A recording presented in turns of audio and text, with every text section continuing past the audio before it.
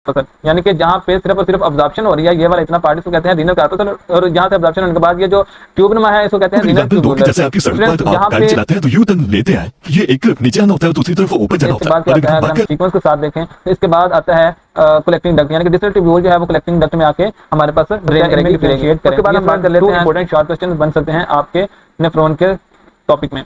Unlike, अब ये students बहुत अच्छे से इसको समझिएगा, ये बहुत इंपॉर्टेंट है, गौर से सुनिएगा। यहाँ से एमसीक्यू वगैरह पूछा जाता है क्योंकि ये है एक्सेप्शनल केस है। मैं आपकी बुक का ही डाटा यूज करते हुए एक के हेल्प से ये डायग्राम बनवाई है ताकि आप जब विजुअलाइज एक चीज को कर लेते हैं देन आपको समझना अंडरस्टैंड करना बहुत ईजी हो जाता है। अब यहाँ क्या आप जानते हैं कि आपके एक गुर्दे में 10 लाख से ज्यादा छोटे छोटे फिल्टर मौजूद हैं। ये छोटे फिल्टर रोजाना 180 लीटर ब्लड को साफ करते हैं, जो आपके जिस्म के टोटल ब्लड का 60 बार फिल्टर करने के बराबर है। इन फिल्टर्स को नेफ्रॉन कहते हैं और ये आपकी जिंदगी के सबसे इंपॉर्टेंट फंक्शनल यूनिट्स हैं। अगर ये फिल्टर काम करना छोड़ दें तो आपका जो बॉडी है वो टॉक्सिक मटेरियल से बच जाएगा। आज हम इन्हीं नेफ्रॉन की साख्त को जो है वो करीब से देखेंगे, कैसे बने हैं, ये कैसे वर्क करते हैं। तो बिस्मिल्लाहिर्रहमानिर्रहीम, अस्सलाम वालेकुम dear students, welcome back to doctor Abdullah academy. Last lecture में हमने यूरेनियस सिस्टम का इंट्रो पढ़ा, उसका सिस्टम पढ़ा कैसे काम करता है। आज हम इसी को आगे कंटिन्यू करेंगे। नेफ्रॉन जो है वो गुर्दे की भी एक साख्त है और इसके अंदर जो नेफ्रॉन है वो बहुत इंपॉर्टेंट पार्ट है। आज हम देखेंगे कि नेफ्रॉन कैसा लगता है, उसका कैसा स्ट्रक्चर है, इसके कौन कौन से पार्ट्स हैं और ये कैसे ब्लड को फिल्टर करते हैं। तो लेट्स स्टार्ट। आज का हमारा टॉपिक है नेफ्रॉन का स्ट्रक्चर। तो इस टॉपिक को हम डिटेल में डेप्थ में जाके स्टडी करते हैं।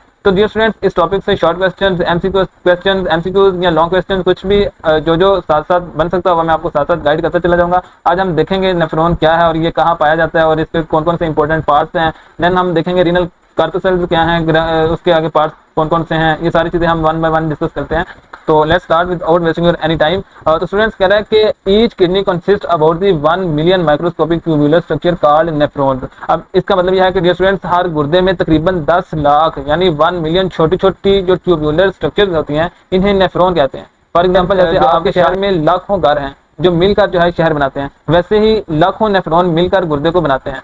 These are the functional units of the kidney, यानी नेफ्रॉन किडनी का फंक्शनल यूनिट है, यानी गुर्दा जो भी काम करता है वो नेफ्रॉन के जरिए ही करता है। A nephron consist of 2 main portion. कौन कौन से हैं जी, मैं आपको साथ साथ हाईलाइट भी करता जाता हूँ कि एक तो functional units of the kidney, then nephron की ये डेफिनेशन है, आपने नेफ्रॉन को देखनी है, डेफिनेशन को देखना है। A nephron consist of 2 main portion. कितने मेन पोर्शन हैं? 2 मेन पोर्शन कौन कौन से हैं? एक है रीनल कार्पसल और दूसरा है रीनल ट्यूब्यूल। इनको वन बाय वन देख लेते हैं। सबसे पहले हम बात कर लेते हैं renal corpuscle. Consist of 2 associated structure. अब इसके भी आगे 2 मेन जो है वो स्ट्रक्चर्स हैं, कौन कौन से हैं हम वो भी देख लेते हैं। सबसे पहले है ग्लूमेरुलस और सेकंड पे है बोमैन कैप्सूल। यानी सबसे पहले देख लेते हैं glomerulus is a capillary network derived from an afferent renal arteriole. अब इसका क्या मतलब है स्टूडेंट्स, सबसे पहले रीनल कार्पसल की 2 चीजों पर जो है वो मुश्तमिल है। सबसे पहला जो स्ट्रक्चर है वो है ग्लूमेरुलस। ये कैपिलरीज का एक नेटवर्क है, एक जाल है जो एफरेंट आर्ट्रियोल से बना हुआ है। यानी एफरेंट कहते हैं अंदर लेके जाने वाली जो चीज है उसको कहते हैं एफरेंट, और एफरेंट आर्ट्रियोल है तो आर्ट्रियोल जो है अंदर जा रही है, किसके अंदर जा रही है, वो बोमन कैप्सूल के अंदर जा रही हैं, तो इसलिए उसको एफरेंट आर्ट्रियोल कहते हैं। अब सेकंड पे है, दूसरा है बोमैन कैप्सूल। अब ये कौन सा कैप्सूल है? अब स्टूडेंट्स देखें, ये एक कप की शक्ल की दोहरी दीवारों वाली जो है वो एक आप समझ ले थैलर टाइप थैली नुमा शक्ल है जो ग्लोमेरुलस को घेरे हुए होती है। जैसे आप चाय का कप पकड़ते हैं, मैं आपको एग्जांपल अगर दूं, आप चाय का कप जो पकड़ते हैं और उसके अंदर आप स्ट्रेनर यानी छिलनी रखते हैं और जिसको चाय छानने के लिए कहते हैं, वो एक छाननी टाइप होती है, उसको अगर रखें तो जो बोमन कैप्सूल है वो एक कप है और ग्लोमेरुलस जो है वो उस छिलनी को या जो वो एक छाननी टाइप होती है, स्ट्रेनर जो होती है जो चाय को छानती है, वो आपकी हो जाएगी ग्लोमेरुलस। तो स्टूडेंट्स इसके बाद हम बात कर लेते हैं Bowman capsule is a cup shaped double walled stack that surrounds the glomerulus, जो मैंने आपको बता दिया। अब इसके बाद बात कर लेते हैं रीनल ट्यूब्यूल। ये हो गया रीनल कैप्सूल। अब स्टूडेंट्स यहाँ पर शॉर्ट क्वेश्चन एक तो ये पूछा जा सकता है कि रीनल जो हमारे पास नेफ्रॉन के 2 मेन जो कंपोनेंट्स हैं या 2 मेन उसके पोर्शन हैं वो लिखें, उसमें डिफरेंशिएट करें वो कौन कौन से हैं। रीनल कार्पसल जो कि हमने पढ़ लिया और उसके बाद आ जाता है रीनल ट्यूब्यूल जो कि हम पढ़ने जा रहे हैं। ये बहुत इंपॉर्टेंट शॉर्ट क्वेश्चन के तौर पर पूछा जा सकता है। अब बात कर लेते हैं रीनल ट्यूब्यूल की। तो इज ए लॉन्ग ट्यूब्यूल, ये एक लॉन्ग ट्यूब्यूल है that leads away from the Bowman capsule. It consist of 3 connected portion. ये 3 कनेक्टेड पोर्शन पर जो है वो कंसिस्ट करता है, रखता है। ये 3 पोर्शन कौन कौन से? सबसे पहले बात कर लेते हैं द प्रोक्सिमल कन्वोल्यूटेड ट्यूब्यूल। अब स्टूडेंट्स ये कौन सी ट्यूब्यूल है? Is a beginning portion and is high coiled, it dips into the medulla. अब इसका क्या मतलब हुआ? इसका मतलब यह है कि रीनल ट्यूब्यूल के 3 पार्ट्स हैं। सबसे पहला जो पार्ट है उसका वो है प्रोक्सिमल कन्वोल्यूटेड ट्यूब्यूल। ये स्टार्टिंग का पार्ट है, बिगिनिंग है ये बहुत हाईली क्वाइल्ड यानी कि एक बलदार, यानी कि उसमें जैसे वो रस्सियों के होते हैं ना, वो बल होते हैं, उसके बलदार होते हैं, क्वाइल्ड होते हैं, जैसे हमारी वायर होती है वो क्वाइल्ड की फॉर्म में होती है हमें जो मिलती है। तो ये हाईली क्वाइल्ड है, यानी कि बहुत ज्यादा आपस में बलदार है। ये मेडोला की तरफ झुकता है, यानी कि ऊपर वाला जो पार्ट होता है किडनी का वो होता है कॉर्टेक्स, और नीचे वाला जो होता है वो होता है मेडोला। तो ये मेडोला की तरफ झुका हुआ है, तो मेडोला गुर्दे का अंदरूनी पार्ट है। इसी तरह बलदार होने से ज्यादा जज़ब होता है, इसलिए ये बलदार है ताकि मैक्सिमम यहाँ पे ऑब्जॉर्प्शन की जा सके। उसके बाद बात कर लेते हैं सेकंड पे कौन सा पार्ट है, द लूप ऑफ हेनले।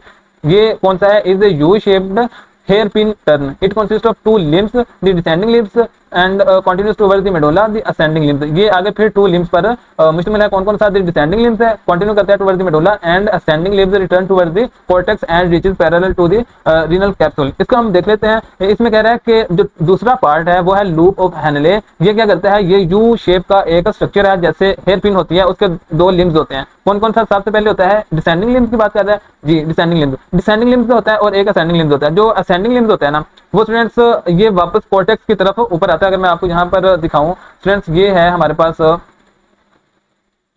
ये है डिसेंडिंग लिम्स और ये है ऊपर की तरफ जो जा रहा है ये है असेंडिंग लिम्स। अब इसको मैं थोड़ा सा जूम कर लूं।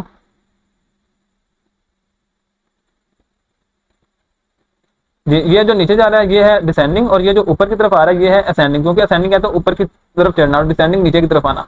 अब स्टूडेंट्स इसमें क्या कह रहा है कि जो असेंडिंग लिम्स है ये वापस कॉर्टेक्स की तरफ आ रहा है। ये है ऊपर वाला पार्ट, उसको रीनल कॉर्टेक्स कहते थे, और जो नीचे वाला पार्ट था यहाँ पे जो हमने किडनी में देखा था वो था मेडोला। अब ये जो डिसेंडिंग है ना, ये डिसेंडिंग ये हमारे पास आ रहा है नीचे की तरफ आ रहा है, तो ये मेडोला में जा रहा है। और ये जो असेंडिंग लिम्ब है ये ऊपर की तरफ आ रही है, तो ये कॉर्टेक्स की तरफ जा रहा है, जो कॉर्टेक्स है उसकी तरफ जा रहा है। तो ये वापस कॉर्टेक्स की तरफ जा रहा है, कौन सा, असेंडिंग लिम्ब। ये ऊपर की तरफ आता है और रीनल कार्पसल के करीब पहुंच जाता है। रीनल कार्पसल क्या है, ये वाला पार्ट है रीनल कार्पसल, यानी कि जहां पे सिर्फ और सिर्फ अब्जॉर्प्शन हो रही है, ये वाला इतना पार्ट इसको कहते हैं रीनल कार्पसल। और यहाँ से अब्जॉर्प्शन होने के बाद ये जो ट्यूबनुमा है इसको कहते हैं रीनल ट्यूब्यूलर। तो स्टूडेंट्स यहाँ पे जो है वो रीनल कार्पसल के करीब पहुंच जाता है, ये जो असेंडिंग है ये इधर, और ये वाला सारा पार्ट है रीनल कार्पसल का।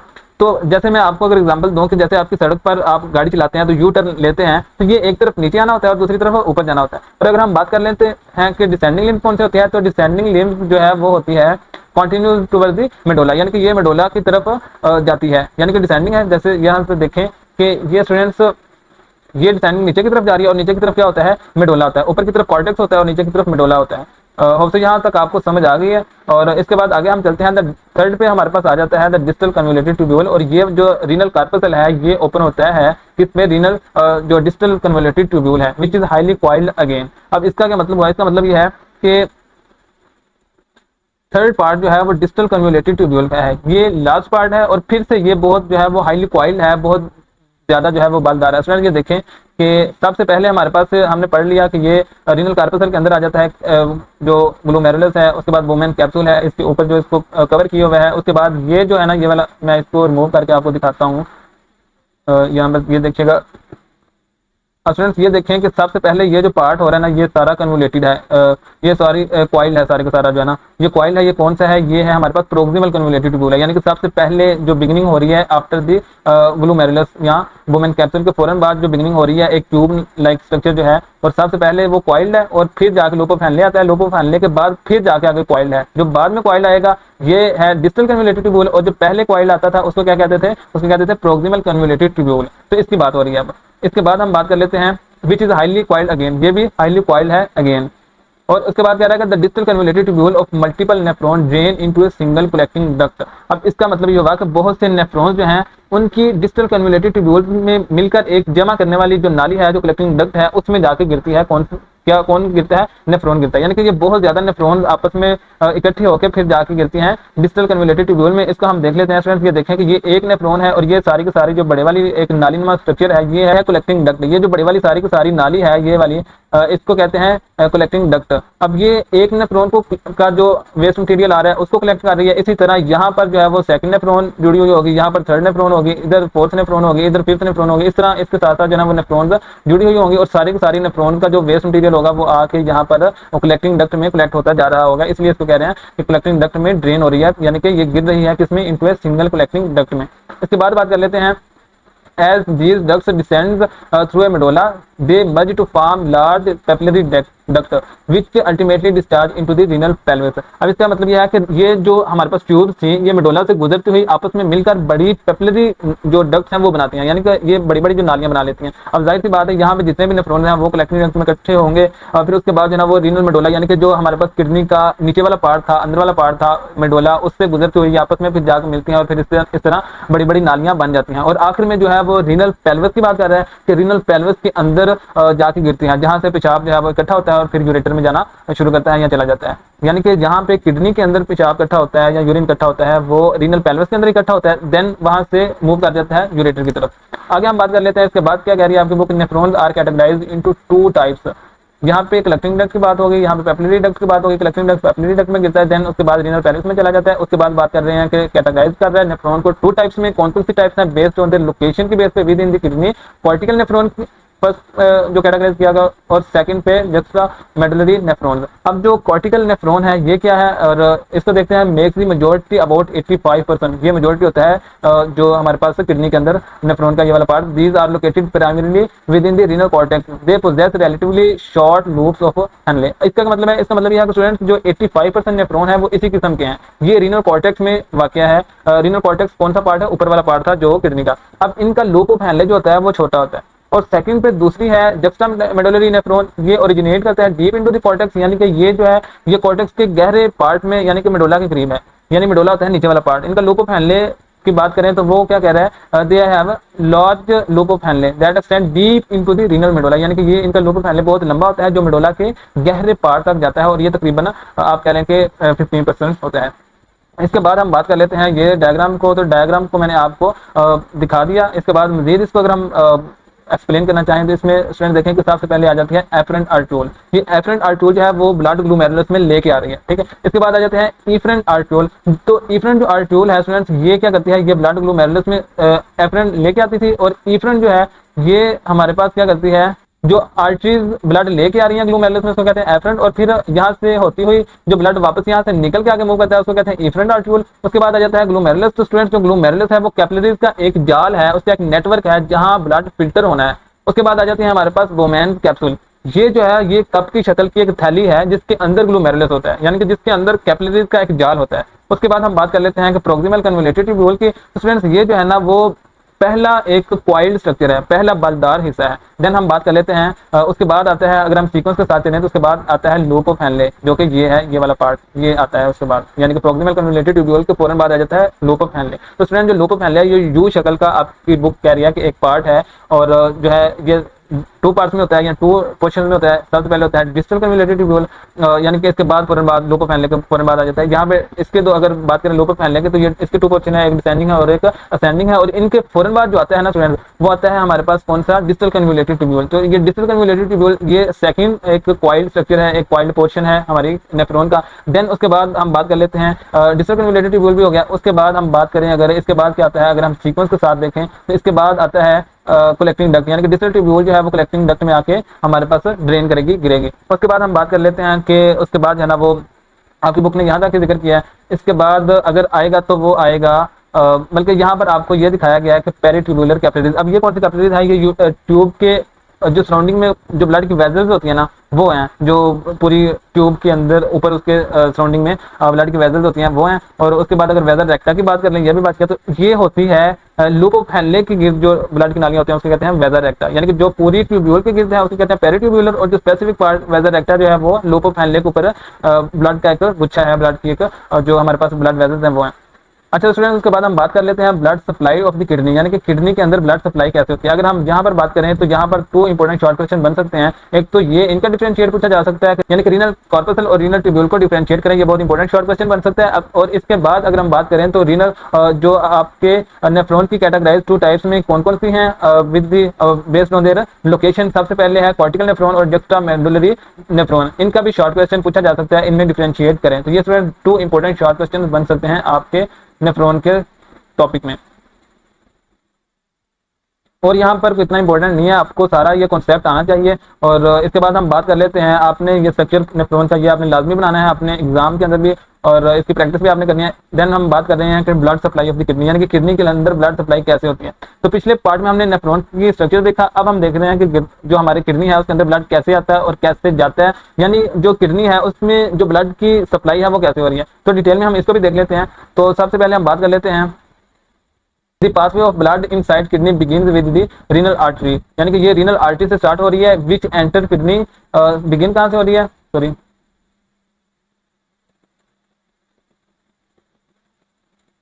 begins with the renal artery which enter kidney at hilum. अब इसका मतलब ये होगा कि ब्लड जो हमारी किडनी है उसमें ब्लड का एक जो जर्नी है वो रीनल आर्टरी से शुरू होता है, और ये रीनल आर्टरी से शुरू होता है और देन ये आर्टरी हाइलम के थ्रू हमारी किडनी में चली जाती है। लेकिन याद रखें हाइलम हमने लास्ट लेक्चर में पढ़ के आए थे, हाइलम क्या था, हाइलम जो है वो बेसिकली उसके जरिए जो है वो हमारे जो गुर्दे में जाती है ब्लड वेसल, यानी हाइलम गुर्दे का एक दरवाजा है जहां से आर्टरी अंदर आती है और वेन बाहर निकल जाती है, यानी कि ये एक दरवाजे का काम करता है। और it divides into branches which give rise to afferent arteriole. इसका क्या मतलब है, इसका मतलब ये होगा कि रीनल आर्टरी ब्रांचेस में तकसीम होती है, और ये क्या करती है, ये शाखें एफरेंट आर्टरीयूल बनाती हैं, और each afferent arteriole leads into the capillary bed, for example glomerulus, यानी कि ये एफरेंट आर्टरीयूल एक कैपिलरी बिस्तर कह लें जहां पे एक कैपिलरी का एक जाल है उसमें जाती है जिसे ग्लोमेरुलस कह रहे होते हैं। और फिर उसके बाद unlike most capillary beds into the body that drains into venules, the glomerulus capillaries drain into the efferent arteriole, यानी कि कह रहा है कि अनलाइक। अब ये स्टूडेंट्स बहुत अच्छे से इसको समझिएगा, ये बहुत इंपॉर्टेंट है, गौर से सुनिएगा, यहाँ से एमसीक्यू वगैरह पूछा जा सकता है क्योंकि ये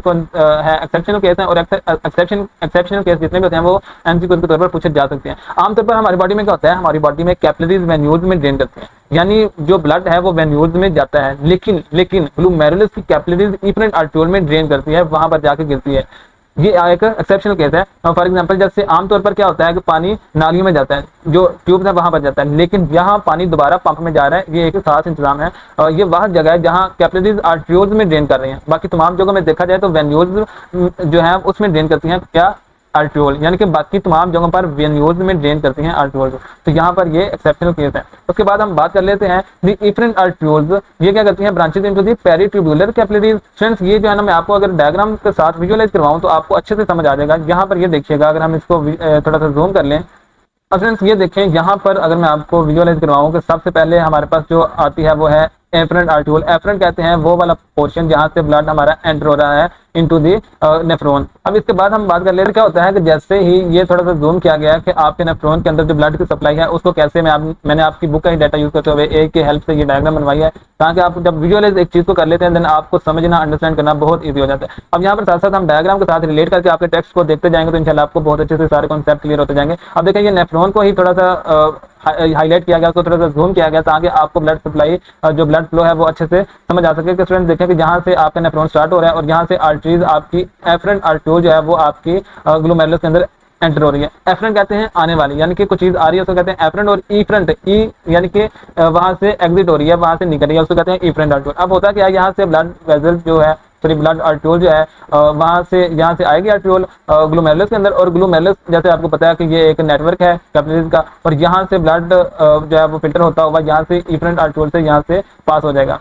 और इसके बाद क्या आता है, उसके बाद फिर आपकी बुक क्या कह रही थी, आपकी बुक कह रही थी कि यहाँ पे जो एफरेंट आर्टरीयूल है वो मजीद डिवाइड होकर पेरीट्यूबुलर कैपिलरीज बनाती है। अब हमने देखा कि ये एफरेंट आर्टरीयूल जो है यहाँ से जैसे ही ये आती है तो आगे ये डिवाइड हो रही है सारी की सारी, और ये डिवाइड होते होते ये क्या बना रही है, पेरीट्यूबुलर कैपिलरीज कॉर्टेक्स के अंदर, यानी कि ये ऊपर वाला पार्ट है अभी, तो इसमें पेरीट्यूबुलर कैपिलरीज बना रही है। उसके बाद हम बात कर लेते हैं कि आपकी बुक क्या कह रही है, देन हम इसको आके बाद में विजुअलाइज करेंगे। पेरीट्यूबुलर कैपिलरीज यहाँ पे आपको समझ आ गई, these capillaries form a dense network around the proximal and distal convoluted tubule in the renal cortex. इसका मतलब यह है कि ये कैपिलरीज रीनल कॉर्टेक्स में प्रोक्सिमल और डिस्टल कन्वोल्यूटिव ट्यूब्यूल के गिर्द एक डेंस नेटवर्क बनाती है। जैसे अंगूर की बेल अगर आपने देखी हो, अंगूर का दरख्त अगर देखा हो तो अंगूरों को उसकी जो एक बेल होती है वो क्या कहते हैं, अंगूरों को घेरे हुए होती है, वैसे ही ये कैपिलरीज जो ट्यूब्यूल्स हैं उसको भी घेरे हुए होती हैं। उसके बाद कह गया कि इन जक्स्टामेडुलरी नेफ्रॉन के अंदर क्या होता है, the efferent arteriole also give rise to vasa recta, यानी जो हमारे पास जक्स्टामेडुलरी नेफ्रॉन है वो पार्ट है नेफ्रॉन जो मेडुला के करीब होता है, इसमें एफरेंट आर्टरीयूल वेजर रेक्टा में, यानी कि जक्स्टामेडुलरी नेफ्रॉन में एफरेंट आर्टरीयूल वेजर रेक्टा भी बनाती है। उसके बाद these are long and straight capillary network in medulla that run parallel to the loops of Henle, यानी वेदर रेक्टा लंबी और सीधी आप समझ लें कैपिलरीज हैं जो मेडुला में लोप ऑफ हेनले के जो लोप ऑफ हेनले के पैरेलल चलती हैं, यानी जैसे सड़क के दोनों तरफ आप देखते हैं जैसे जाते हैं तो रोशनी के खंभे जो हैं वो मुतवाज़िन चल रहे होते हैं, उसके पैरेलल चल रहे होते हैं, जैसे जैसे रोड चल रहा है वैसे वैसे उसके साथ साथ पैरेलल रोशनी के खंभे वगैरह लगे होते हैं, वैसे ही वेदर रेक्टा जो है वो लोप ऑफ हेनले के साथ साथ चलता रहता है, उसके साथ साथ मूव करती रहती है। उसके बाद after the exchange of material, इसमें बेसिकली क्या होता है कि जो हमारे पास ब्लड वेजल के अंदर वेस्ट मटेरियल होता है वो सारा का सारा लोप ऑफ हेनले में चला जाता है, तो इसलिए कह रहा है कि after the exchange of material, जैसे ही मटेरियल एक्सचेंज हो जाता है, the capillaries converge to form venules, फिर क्या होता है वेन्यूल्स में कवर होता है। दीज वेन्यूल्स में आपको आगे विजुअलाइज करवाता हूं, देन आपको अच्छे से समझ आ जाएगी। These venules merge into large veins eventually opening into the renal vein. अब इसका मतलब यह है कि जब आपका एक्सचेंज ऑफ मटेरियल हो जाता है, तबादला हो जाता है, तो फिर क्या होता है, तो जो कैपिलरीज हैं वो आपस में मिलकर वेन्यूल्स बनाती हैं। पहले वहां पर जो मैंने आपको एक्सेप्शनल केस बताया था, वहां पर एफरेंट आर्ट्यूल वो कैपिलरीज में आती है और कैपिलरीज के बाद फिर एक इफरेंट आर्ट्यूल, हालांकि कैपिलरीज के फौरन बाद वेन्स आती हैं या वेन्यूल्स से होते हुए वेन्स आती हैं। यहाँ पर भी सेम है, लेकिन वहां पर एक्सेप्शनल केस था, वो आपने अच्छे से देख लेना है। और तो ये वेन्यूल्स बड़ी जो वेन्स हैं उसमें जाकर मिल जाती हैं, यहाँ पर कैपिलरीज वेन्यूल्स में फिर आगे वेन्स में, और आखिर में क्या होता है रीनल वेन जो कि एक बड़ी वेन है उसमें जाके ओपन होती है। देन हम बात कर लेते हैं the renal vein exit the kidney at the hilum, जहां पर वो सारे का सारा आपको मैंने बताया हाइलम वो वाला पार्ट जहां पे किडनी का सारा यूरिन इकट्ठा हो रहा है, and then into the inferior vena cava, यानी कि ये रीनल वेन जो है वो फिर एग्जिट करती है और फिर उसके बाद जो है ना वो हाइलम के अंदर, और फिर यहाँ से इंफीरियर वेना कैवा बड़ी वेन जो है वो स्टार्ट हो जाती है। It return filter clean blood to the heart. इसका मतलब ये होगा कि आपका जो रीनल वेन है वो हाइलम से गुर्दे से बाहर निकलती है और इंफीरियर वेना केवा में ड्रेन करती है, और यहाँ से फिर जो आपका फिल्टर्ड और साफ जो ब्लड होता है वो वापस हार्ट की तरफ चला जाता है। और यहाँ पे हम टेबल भी देख लेते हैं। The kidney are highly vascularized organs received approximately 20 से 25%। ये बहुत इंपॉर्टेंट आपका एमसीक्यू है, आपने इसको आपकी बुक में अपनी बुक में हाईलाइट भी कर लेना है। और इसके बाद हम देखते हैं क्या कह रहा है कि रिसीविंग अप्रोक्सीमेटली 20 से 25% of the total cardiac output. Friends ये बहुत मजे की बात है और हैरानकुन भी है कि गुर्दे जो है आपकी किडनी जो है वो बहुत ज्यादा ब्लड की जो आने वाली उसकी जो वेजल्स हैं वो हाईली वेस्कुलराइज्ड है, यानी कि खून की नालियां बहुत ज्यादा होती हैं इस ऑर्गन में। तो हमारे हार्ट के टोटल ब्लड का 20 से 25% एक्सक्रीशन यहाँ से होता है, यानी गुर्दे जो है वो जिस्म का सिर्फ आप देख लेंगे कितना वेट होता है। अगर गुर्दे जिस्म के लिहाज से देखा जाए तो ये 0.5% वेट होते हैं, लेकिन दिल के टोटल ब्लड का ये 20 से 25% इन्हें ब्लड मिल रहा होता है, और ये बहुत ज्यादा है सुभान अल्लाह। यानी गुर्दे बहुत ज्यादा जो खून की नालियां हैं वो इसमें बहुत ज्यादा हैं। ये ऑर्गन ऐसा है जिसमें ब्लड की वेजल्स हाईली वेस्कुलराइज्ड हैं, ब्लड वेजल्स बहुत ज्यादा है, और ये दिल के जो टोटल ब्लड है ना उसका तकरीबन 20 से 25% लेते हैं। यानी इसका वेट अगर हम बात करें 0.5% इसका वेट है टोटल बॉडी के लिहाज से, लेकिन ये ब्लड जो हार्ट से कितना लेते हैं 20 से 25%, यानी इन्हें इतना ब्लड मिलता है और ये बहुत ज्यादा है सुभान अल्लाह। उसके बाद यहाँ तक था हमारा आज का टॉपिक। उसके बाद नेक्स्ट लेक्चर में हम देखेंगे फंक्शनिंग ऑफ द किडनी। तो यहाँ तक अगर हम बात कर लें कि कौन सा आपका जो शॉर्ट क्वेश्चन है वो कौन सा आ सकता है, तो स्टूडेंट यहाँ से शॉर्ट क्वेश्चन आपका बन सकता है कि किडनी के अंदर जो ब्लड के एक वे है, यहाँ सिंपल पूछा जा सकता है कि blood supply of the kidney को एक्सप्लेन करें, उसको डिस्क्राइब करें। तो ये आपने शॉर्ट क्वेश्चन के वाले से आपने बहुत अच्छे से इसको देखना है।